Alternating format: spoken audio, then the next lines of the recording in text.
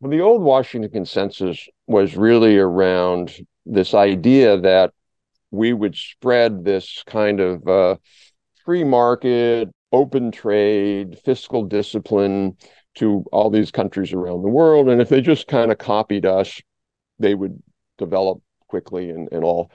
It was a response to some countries being so far off like Brazil being totally protectionist and Argentina running up massive, massive budget deficits and then their currency falling and in massive inflation. Okay, countries need to have good macroeconomic stability in their policy. You need to have somewhat openness to trade. I get all that. The problem with the Washington Consensus today is it really doesn't give countries a path by which they can grow their economies. It's just don't do these bad things and these wonderful things will happen. And the problem today is that countries know that that's not enough. They have to be more proactive. And what I worry about is if the West comes in and says, hey, don't do these bad things. And China comes in and says, hey, wait a minute, here are these good things you can do.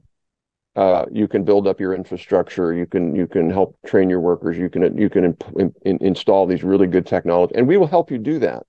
What I worry about is then it sort of puts countries in a like, yeah, I like that one better. I'm going to go in that direction, and so it just leads a lot of countries to then go and say, well, we really like the Chinese model, and we're going to be more aligned with China. And I think the reality is, the Washington Consensus was never a good model for developing countries.